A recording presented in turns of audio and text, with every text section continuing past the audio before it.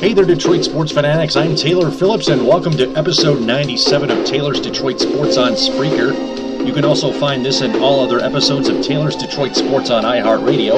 If you have any opinions on everything that's going on in the Detroit sports world, call in or send a text message live on the show at 231-429-3668. Also, you can add me on Facebook as Taylor Phillips, online at facebook.com/Phil1DT with 2 L's.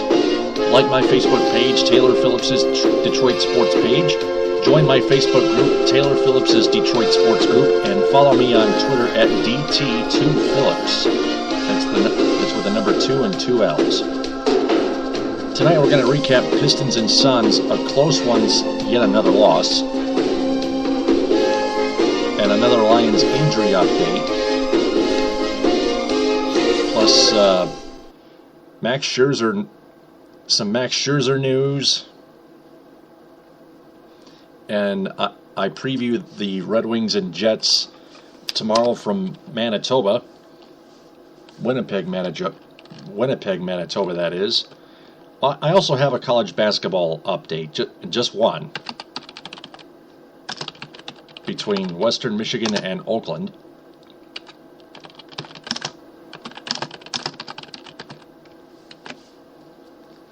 First off,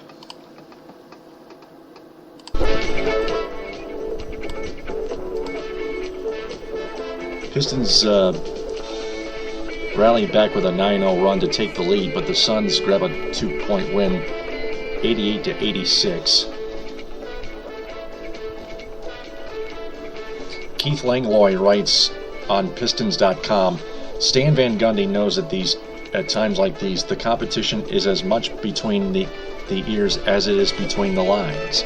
The Pistons endured another soul-crushing loss Wednesday. They came back from 8 points behind at 1:52 to play on 3-point shots.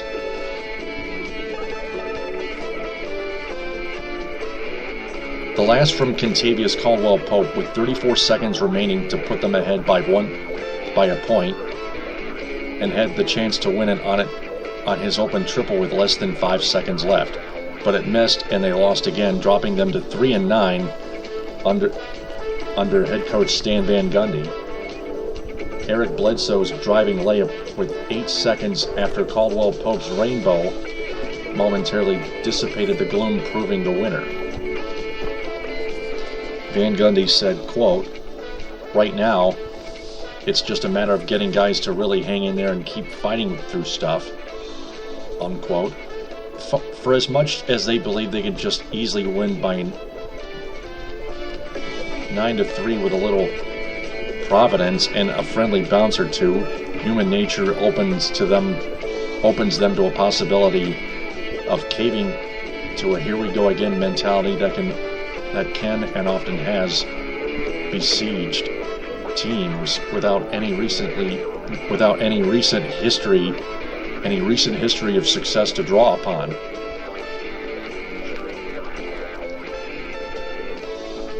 The glaring and largely inexplicable numbers from the stat sheet following the pattern of the first 12 games was the inefficiency of the Pistons shooting, despite getting the shots coaches from the time of James Naismith and Fog Allen have designed offenses to create.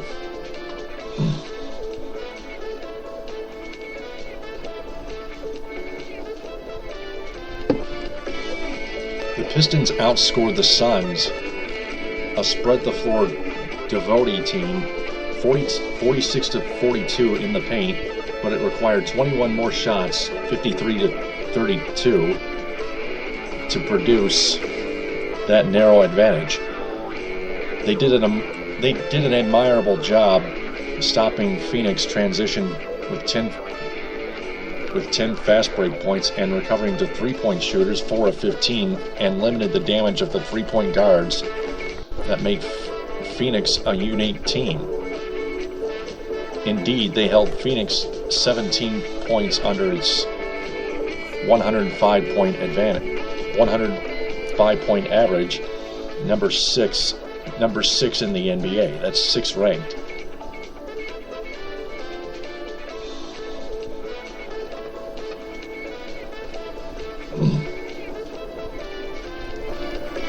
Greg Monroe said, quote, 88 is normally a good defensive game for anyone. It feels like the Pistons were just one play away. I think that might actually be a little bit harder than losing by 10 or 15. You lose and you look and you look at the game. You lose and you look at the game, and it's one more play that could have been made.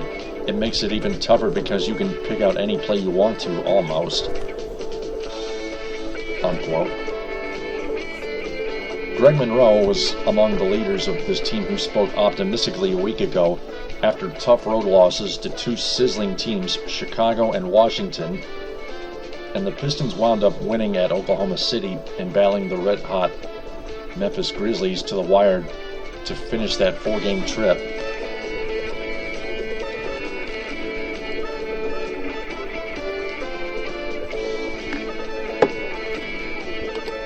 Got a message from Zane Brotherton.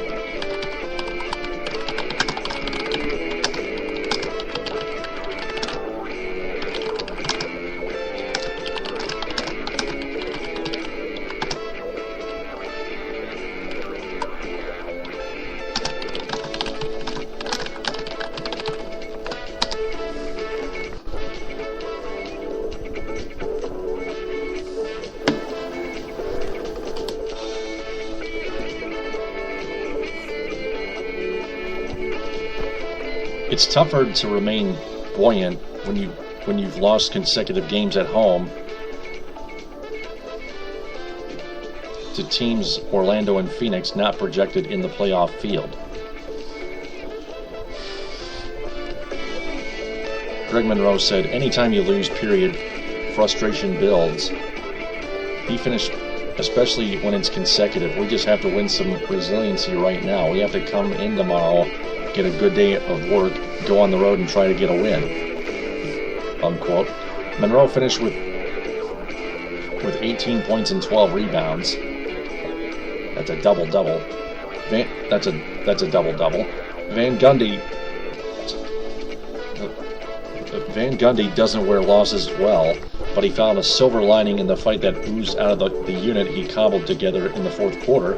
Monroe was a big part of it, as was Jonas Jerebko, whose huge offensive rebound and feed produced the Caldwell-Pope triple that briefly gave the Pistons the lead.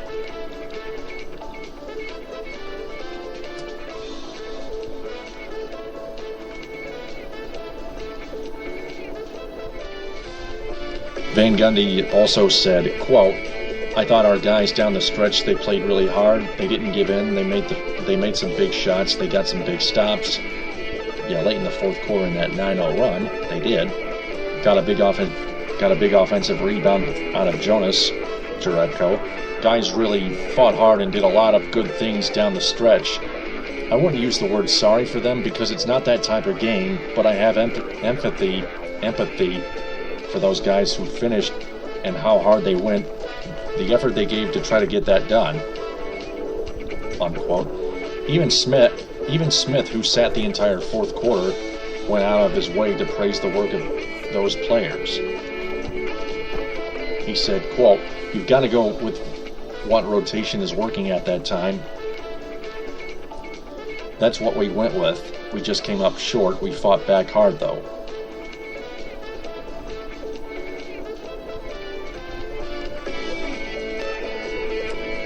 Brandon Jennings, as he's done in several games already, lit the fuse with a burst of energetic play that began around the time Monroe was tagged with a frustration technical foul midway through the third quarter. Jennings scored the team's last 9 points of the quarter and finished with 19 points, 7 assists, and 2 steals. He said, quote, we've just got to keep playing. We're still upbeat. I'm definitely upbeat. It's still early. Something has to give. We're fighting to the end. KCP, Contavious Caldwell-Pope, had a great look at the end. He had just hit one before that. I told him, man, if you had that look again, shoot it again. I mean, I mean, we're right there, unquote. Half the battle now is maintaining that belief that staying right there will eventually catapult them to the other side of the fine line that now separates winning from losing.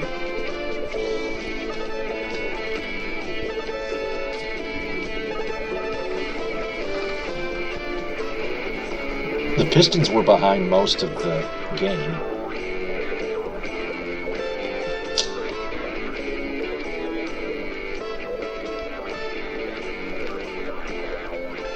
I think in most games they should not only play harder, but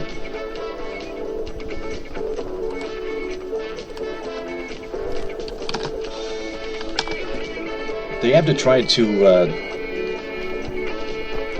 get in the lead and keep their lead for the rest of the game.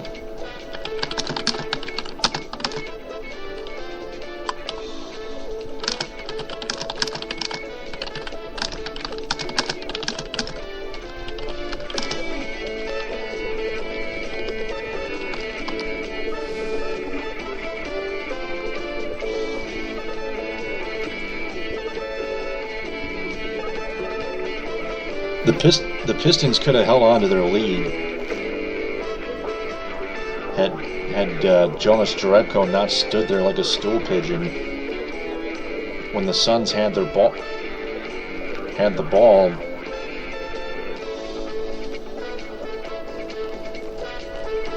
handing it to Bledsoe for the game-winning layup, with just 26.7 seconds left.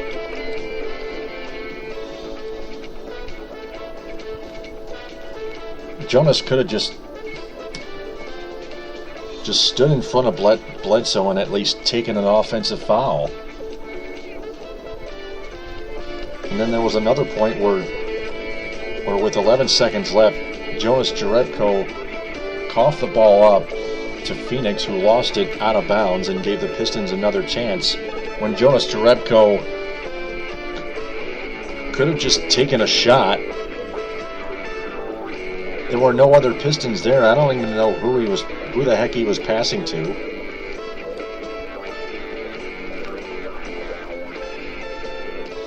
But he could have taken what would have been a game-winning shot with about 11 seconds left on the game clock and 7 seconds on the shot clock.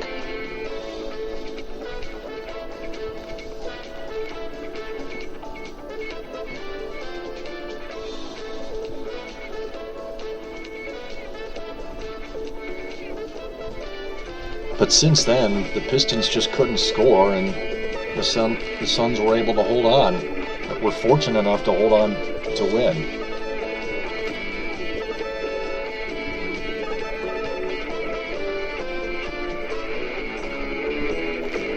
Look, Brandon Jennings, look.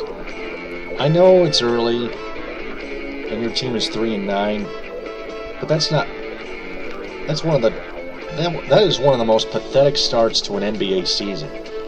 In fact, with head coach Stan Van Gundy, the way I look at it, you guys should have been 10-2.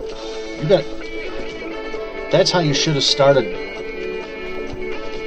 your NBA regular season, with him coaching you.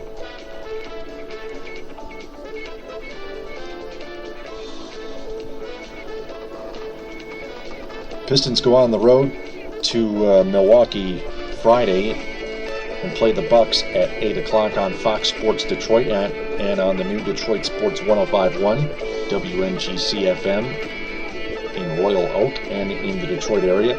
You can stream all Pistons games online at DetroitSports1051.com.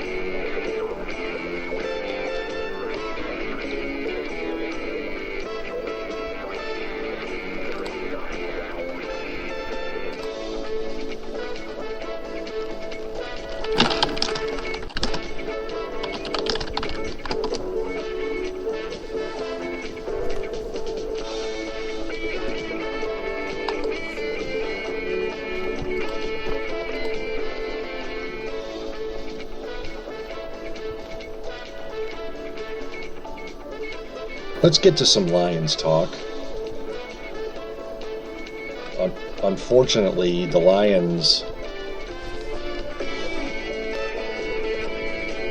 are still dealing with the injury bug, and it just keeps getting worse.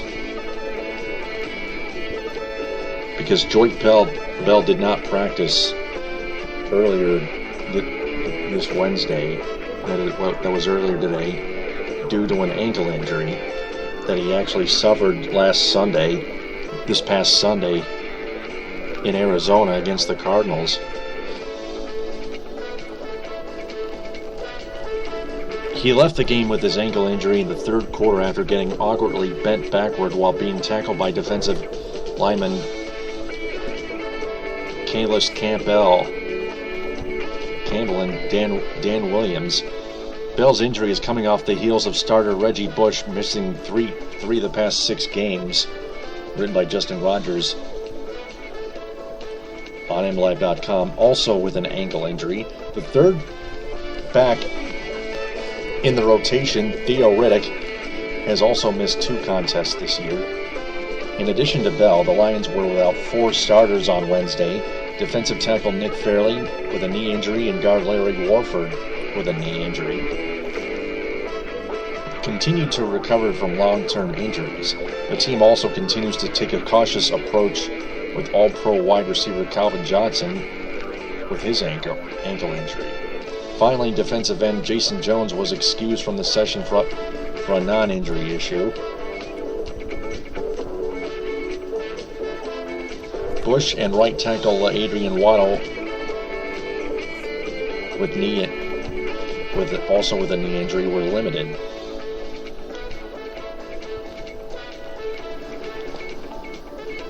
For this week's opponent, the New England Patriots, defensive end Chandler Jones with a hip injury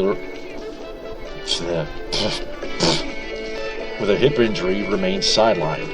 He's missed the team's past 3 games. Leading receiver Julian Edelman with a thigh pull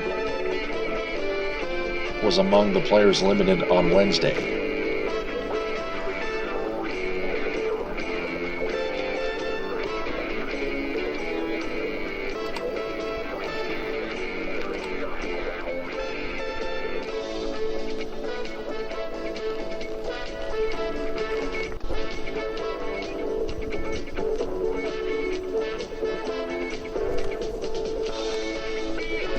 Good news on Calvin Johnson's elbow. He says it's fine and it's just a cut. Justin Rogers also writes an article about this.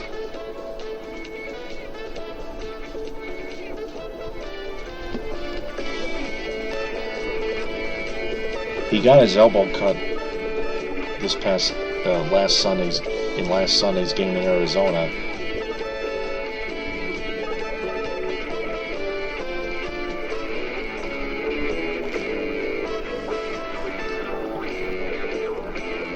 Everybody thought that Johnson's elbow injury was worse, had a more serious elbow injury, but it appears that was not the case. So Calvin Johnson apparently is good to go.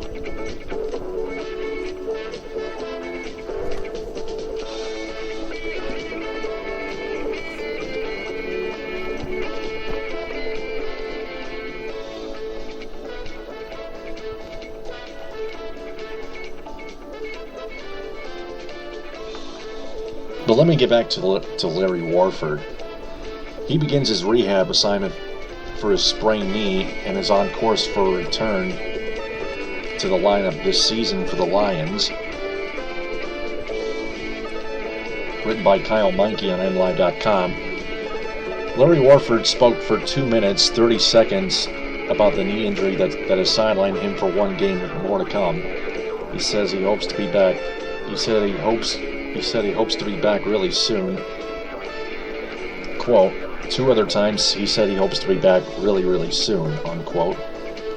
He even snuck in one really, really, really soon. In other words, the Detroit Lions starting right guard fully expects to return this season. Warford told MLive.com in the locker room before Wednesday's practice, quote, "I'm lucky it was what it was. It wasn't a tear or anything. It wasn't anything serious. Hopefully I'll be back really, really soon." Yeah, I said that 3 times now. Unquote. Warford injured his left knee on the first drive of the Miami game 2 weeks ago.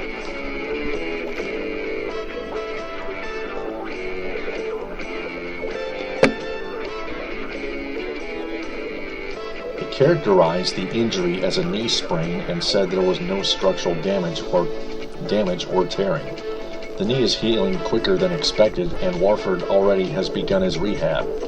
He said he's riding a bike a lot, plus doing some light workouts.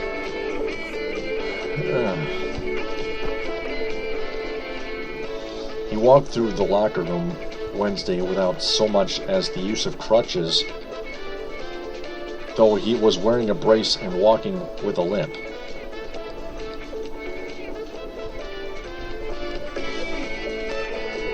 He said, quote, "I still can't bend it all the way, but it's coming along though for sure. I'm feeling good about it.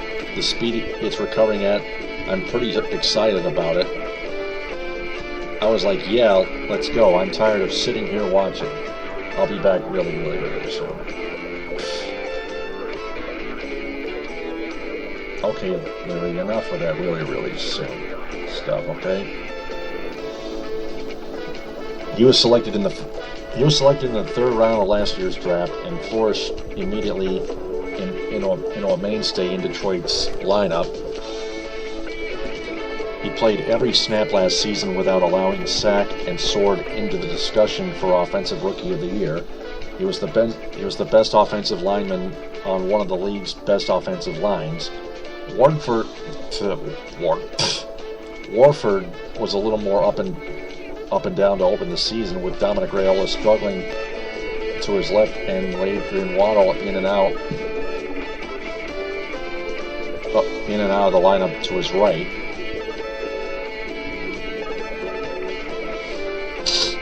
But he had settled in over the past month.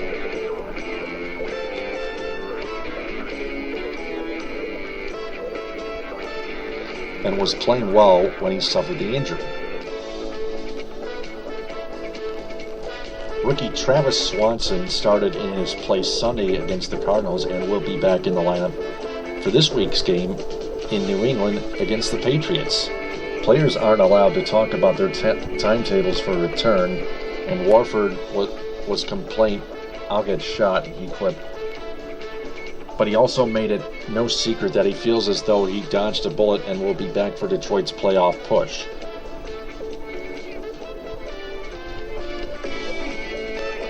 He said, quote, "Just not trying to push myself too hard and risk re-injury. It's coming along well though. It's a lot better than what it was. It's a lot better, still stiff, but I think I'll be back," unquote.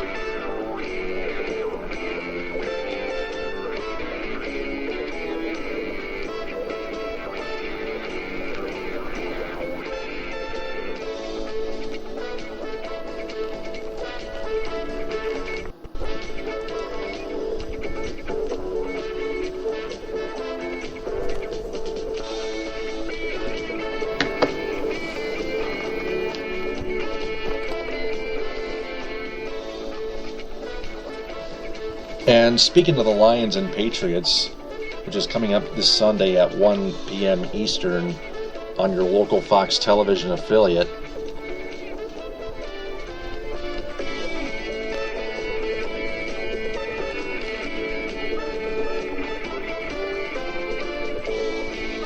the Lions have simulated wintry conditions during indoor practice. Head coach Jim Caldwell, written by Kyle Mike on unver.com, likes to say the Detroit Lions are an indoor team with an outdoor mentality. That was literally true for practice Wednesday. The The Lions practiced indoors after the Detroit area was pelted with snow and frigid temperatures. But they also turned off the heat and opened the vents to the outdoors, which dropped temperatures to under 40 degrees. They are trying to prepare for the frigid conditions that could await them Sunday when they face the New England Patriots, 8-2 at Gillette Stadium in Foxborough, Massachusetts. Forecasts currently call for a high of 43 degrees and a 90% chance of rain. Not snow, rain. Detroit practiced without 5 starters: receiver Calvin Johnson, tailback Joique Bell, defensive end Jason Jones, defensive tackle Nick Fairley, and right guard Larry Warford. The biggest concerns there are for Bell and Jones, who are not suffering from previously known conditions. The Lions will issue their injury report at 4 p.m. Thursday.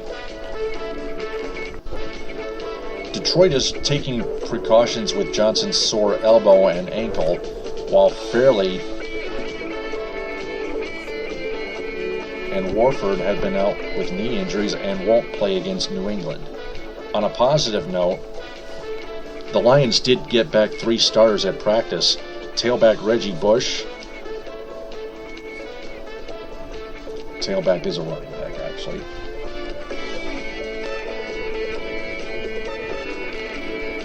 From an ankle injury. Tight end Brandon Pettigrew from a foot injury, and right tackle Adrian Waddle were all working out after missing some time Sunday against Arizona. TJ Jones also practiced, hitting the field for the first time since organized team activities in the summer. The rookie receiver remains on the physically unable to perform list with a nerve issue in his arm, and Detroit has 21 days, now make it 20, to activate him or lose him for the season.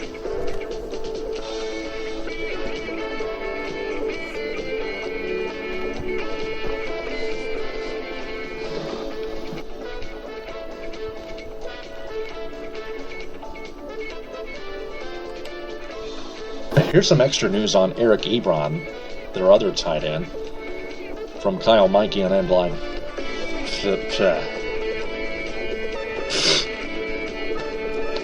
Kyle Mikey on Endline.com.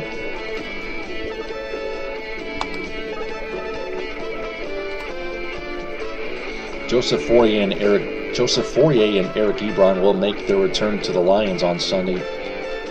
Wait a second. That was last week.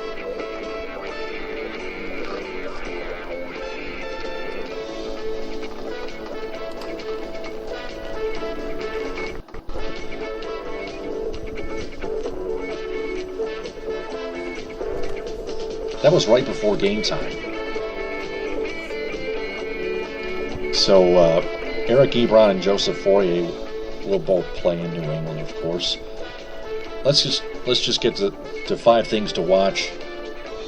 Been a while since the Patriots lost at home. Number 1, out of nowhere. What do Jonas Gray and Herb Henderson have in common?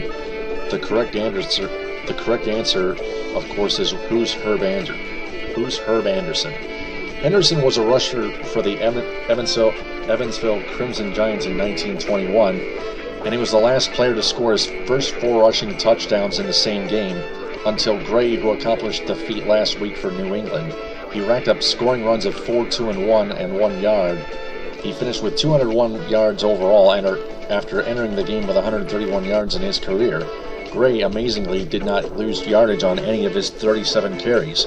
The Notre Dame product, who hails from Pontiac and attended Detroit Country Day High School, is the latest sensation in a Patriots system that is known for making stars out of no-namers. But he'll face a significant challenge against Detroit, which leads the league in rush defense and defense overall. Number 2, league's best defense versus league's hottest offense. The Packers scored more than 50 points in 2 of the last 3 weeks, and they still aren't the hottest offense in the league. That honor belongs to New England, which is averaging a league best 45.3 points in its last 3 games and didn't score fewer than 42 in any of them. For comparison, the Lions haven't scored half that in any in any of their past 3 games. Heck, they've scored more than 24 points just once all season. Of course, Detroit also doesn't have to score 45.3 points to win ball games, not with that defense. The Lions are the only team in the NFL allowing fewer than 70 rushing yards per game. They're the only team allowing fewer than 300 total yards per game, and they're the only team allowing fewer than 17 points per game. Detroit's top-ranked defense already knocked off the NFC's best offense, the Saints. Now it'll try to do the same against the NFL's hottest offense. And given the way its offense has played, it'll have to if there's any hope for victory in Foxborough. Number 3, another tough road game. For the second straight week, Detroit travels to a place that it hasn't won since 1993. Okay, that looks worse than it really is. After all, the Lions have played in New England just once since 1993, a 28-21 loss on December 3rd, 2006. But make no mistake, New England is exceptionally difficult to beat in Foxborough. San Francisco was the last team to do it, and that was on December 16th of 2012. New England has won its last 14 home games, the longest such streak in the league. Number 4, get Golden Tate involved.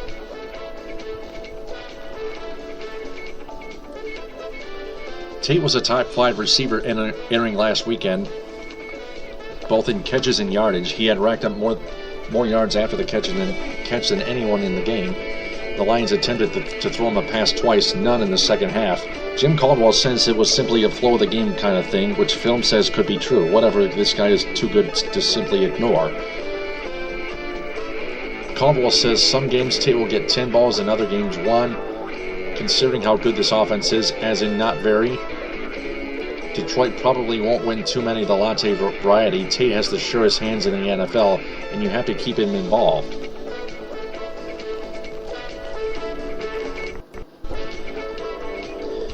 That's especially true this week with Calvin Johnson figuring to draw Darrelle Revis in coverage.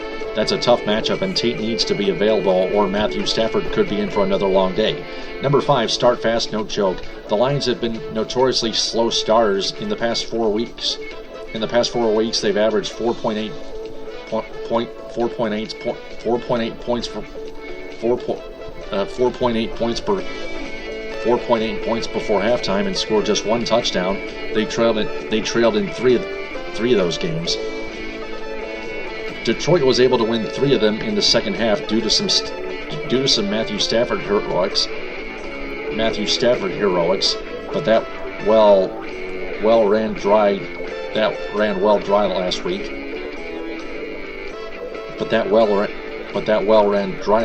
And it's perilous to try that formula again in New England. The Patriots have won a staggering 71 straight home games when leading at halftime. That, unsurprisingly, is an NFL record. New England hasn't blown a halftime lead since December 24th, 2000, so yeah, the Lions might want to consider starting a little faster in this one.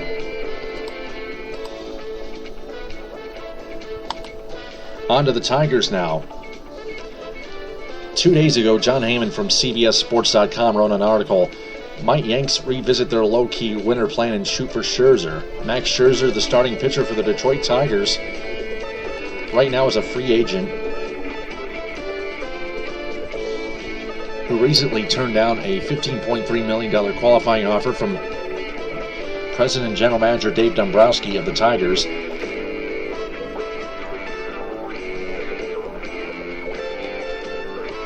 So it looked to me from that article the Yankees were going to shop Scherzer, but I heard today that from Tom Mazaway of Detroit Sports 105.1 WMGC-FM in Royal Oak, that the Yankees are now unlikely to pursue Max Scherzer to make a run at unlikely to make a run at him. Scherzer looks like such a standout as a free agent, writes Heyman. A 30-year-old pitcher with a dynamic fastball, stellar changeup and slider, and an emerging curve that has been shocking to see such abject silence to this point.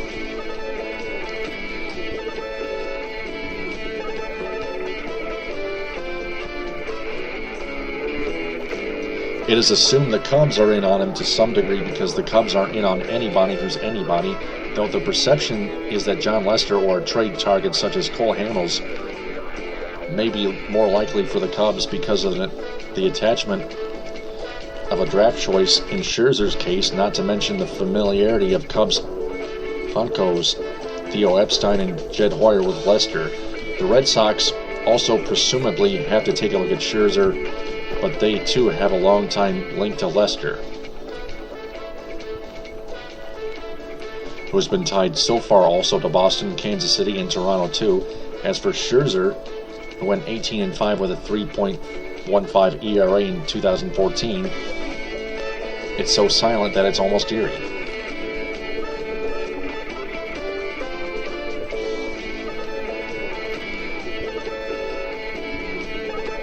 Scherzer's, I believe there's still one team available that Scherzer can look to, and it's the Chicago Cubs, because now even the high the extremely high payroll New York Yankees are unable to match Max Scherzer's offer. Contract offer, contract money, contract value. The Yankees are also interested in Stephen Drew. It says in another article from Heyman, shortstop market, Stephen Drew on radar for Yankees and Mets. In the third to the last paragraph, the Yankees have talked about those players while the Mets have discussed Ramirez. Other shortstops who have been speculated as possibly being available include the Cubs' Starlin Castro and the Tigers' Jose Iglesias.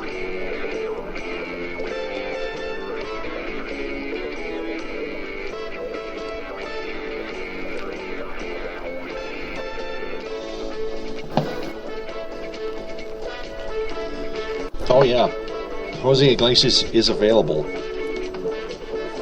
Although the Tigers are getting him back from a season-long injury in 2014 with shin splits.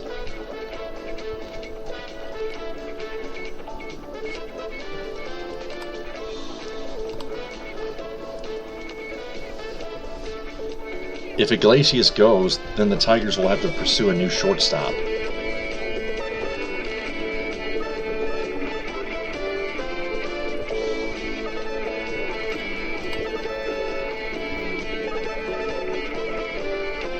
One final thing before I sign off. The Red Wings' continued road trip versus the improved Winnipeg Jets in Manitoba. Puck drops at 8 Thursday night on Fox Sports Detroit. And 97 won the ticket in Southfield. The Wings and Jets have not played since November 12th, 2013, which was at the Joe.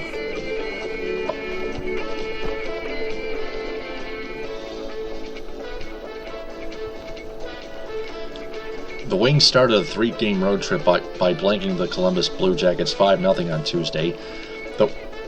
They placed center Andre Nestrasil on waivers Wednesday and also put defenseman Brendan Smith on a 7-day IR with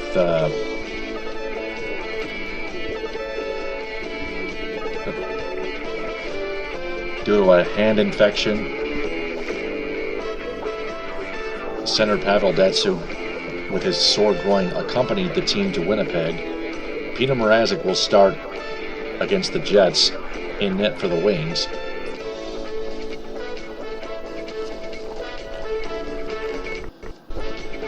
The Nestrasil move allows the Red Wings to activate center Stephen Weiss from the injured reserve so that he can begin a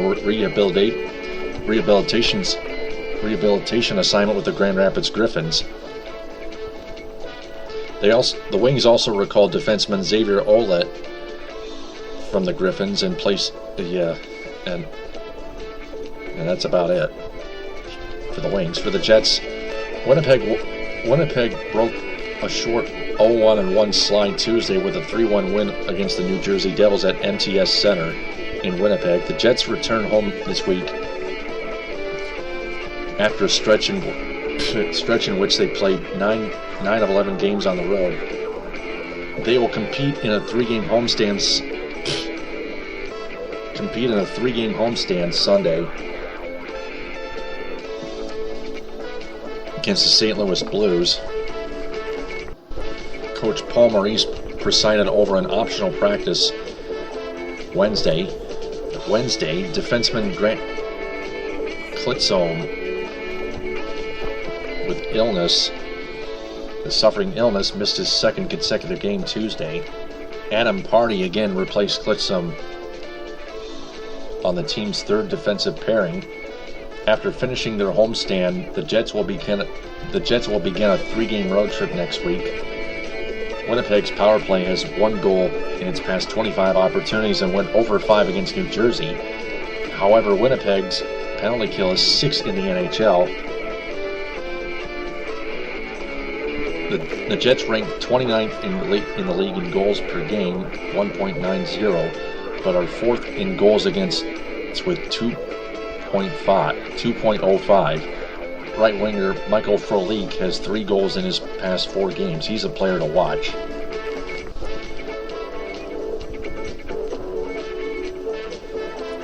The Wings are 3-2-3 on the road. The Jets are 4-3-1 at home. The Wings are 5-2-3 in their last 10. The Winnipeg Jets are 6-2-2 in their last 10. The Wings have played 18 games. The Jets have 20. The Wings are 9-4-5 overall. The Jets are 10-7-3 overall.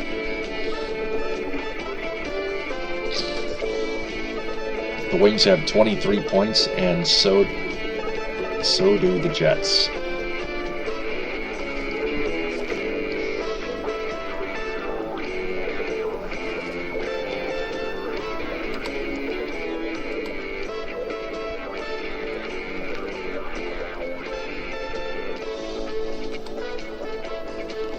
So that's going to do it for Taylor's Detroit Sports episode 97 on Spreaker and on iHeartRadio. I will talk to you again Thursday night.